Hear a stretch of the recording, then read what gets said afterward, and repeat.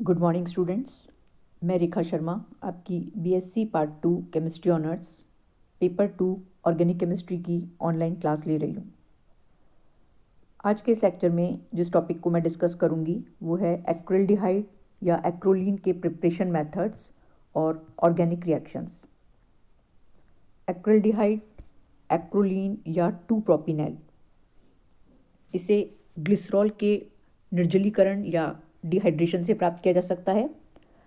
जब ग्लिसरॉल को potassium hydrogen sulphate के साथ गर्म किया जाता है तो पहले मध्यवर्ती या इंटरमीडिएट के रूप में हमें एक्रोलीन इनॉल प्राप्त होता है, जो रीअरेंजमेंट के द्वारा एक्रोलीन के अंदर कन्वर्ट हो जाता है।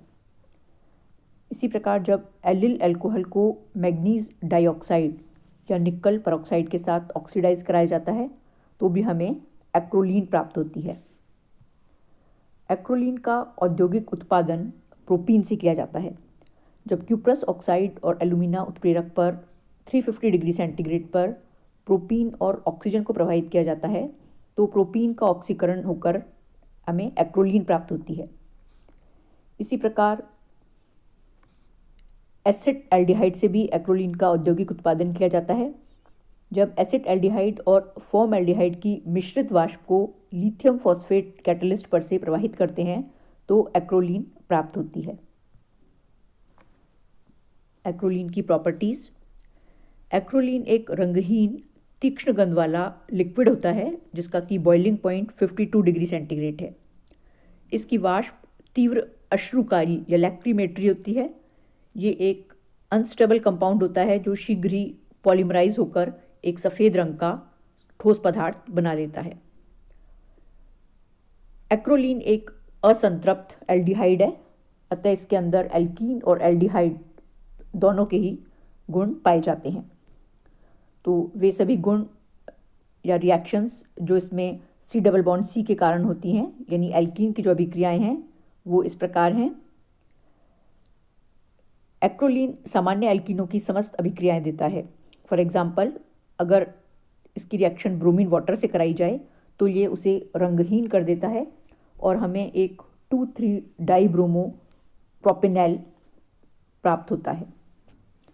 इसी प्रकार अगर इसकी रिएक्शन हाइड्रोजन ब्रोमाइड से करवाई जाती है तो CHO ग्रुप के इलेक्ट्रॉन अट्रैक्टिंग नेचर के कारण जो योगात्मक क्रिया है वो मार्कोनिकॉफ के रूल के विपरीत होती है और इस अभिक्रिया में पेरोक्साइड की उपस्थिति का कोई प्रभाव नहीं पड़ता और मुख्य उत्पाद के रूप में हमें 3-ब्रोमो प्रोपिनेल प्राप्त होता है। एक्रोलीन ब्यूटाडाइन के साथ डी सेल्डर रिएक्शन देता है और इसमें हमें एक साइक्लिक उत्पाद प्राप्त होता है 1256 टेट्राहाइड्रोबेंजल्डिहाइड। और एक्रोलीन और ब्यूटाडाइन इन दोनों में पाई बॉन्ड का रीअरेंजमेंट होता है और इस प्रकार हमें ये एक साइक्लिक उत्पाद प्राप्त होता है। ऑस्मियम टेट्राऑक्साइड और हाइड्रोजन परऑक्साइड के साथ रिएक्शन कराने पर इसका हाइड्रोक्सिलीकरण हो जाता है और हमें 2,3 डाइहाइड्रोक्सी प्रोपेनेल या ग्लिसरल्डिहाइड प्राप्त होता है, जो रिडक्शन करवाने पर 1,2,3 ट्राईहाइड्रोक्सी प्रोपेन या ग्लिसरॉल देता है। इसी प्रकार एल्डिहाइडिक समूह की अभिक्रियाएं, क्योंकि एक्रोलीन के अंदर एक एल्डिहाइडिक ग्रुप भी प्रेजेंट है तो ये सामान्य एल्डिहाइडिक अभिक्रियाएं भी देता है।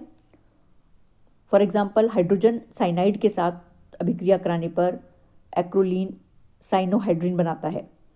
इसी प्रकार फेनिल हाइड्रोजीन के साथ फेनिल हाइड्राजोन उत्पाद प्राप्त होता है। अमोनिया में सिल्वर नाइट्रेट को रिड्यूस करके ये रजत दर्पण या सिल्वर मिरर बनाता है और स्वयं एक्रिलिक एसिड के अंदर ऑक्सीडाइज हो जाता है। अपचयन अभिक्रियाएं, एल्युमिनियम आइसोप्रोपॉक्साइड के साथ रिड्यूस होकर मीरवान पॉन्डॉफ वर्ले रिडक्शन के द्वारा एक्रोलीन से एलिल अल्कोहल प्राप्त होता है। लिथियम एल्युमिनियम हाइड्राइड और सोडियम बोरोन हाइड्राइड के साथ रिडक्शन कराने पर भी हमें एलिल अल्कोहल प्राप्त होता है, जिसमें डबल बॉन्ड जो है इस पर कोई प्रभाव नहीं पड़ता और ये इंटैक्ट रहता है। लेकिन अगर अभिक्रिया सोडियम अमलगम के साथ कराई जाए तो डबल बॉन्ड भी रिड्यूस हो जाता है और हमें मेन प्रोडक्ट के रूप में 1 प्रोपेनॉल प्राप्त होता है। मैग्नीशियम अमलगम के साथ रिडक्शन कराने पर एक द्विअणुक अपचयन उत्पाद या बाईमॉलिक्यूलर रिडक्शन प्रोडक्ट हेग्स 1,5 डाइईन 3,4 डाइऑल प्राप्त होता है। यदि एक्रोलीन का रिडक्शन धातु प्लस अम्ल के साथ करवाया जाए तो सैचुरेटेड और अनसैचुरेटेड अल्कोहल, सैचुरेटेड एल्डिहाइड और द्विअणुक अपचयन उत्पाद या बाईमॉलिक्यूलर रिएक्शन प्रोडक्ट का मिश्रण प्राप्त होता है।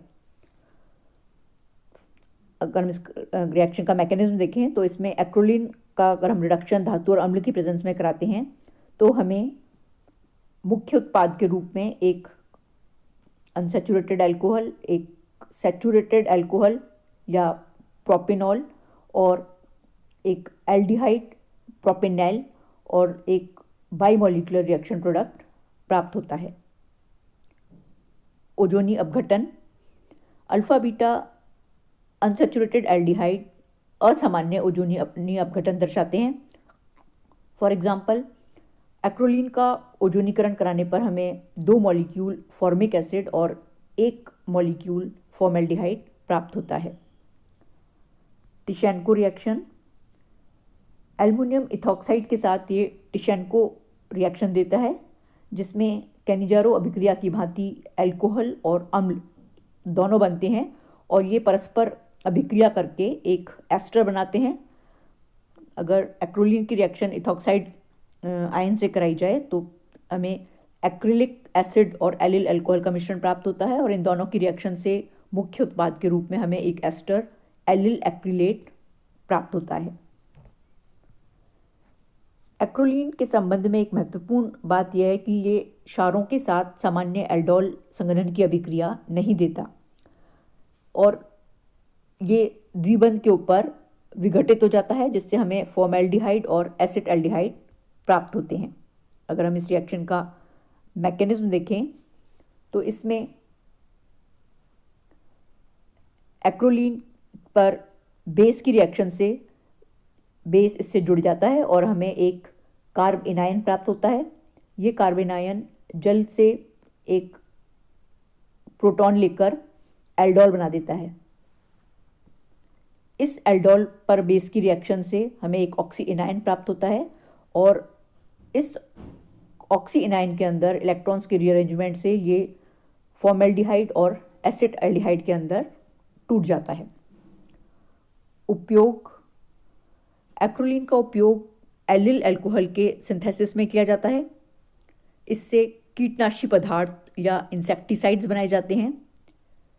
मेथिल क्लोराइड जैसे प्रशीतक या रेफ्रिजरेंट्स का पता लगाने में इसका उपयोग किया जाता है। प्रथम विश्व युद्ध में इसका उपयोग अश्रु गैस यानी टीयर गैस के रूप में भी किया गया था। Thank you.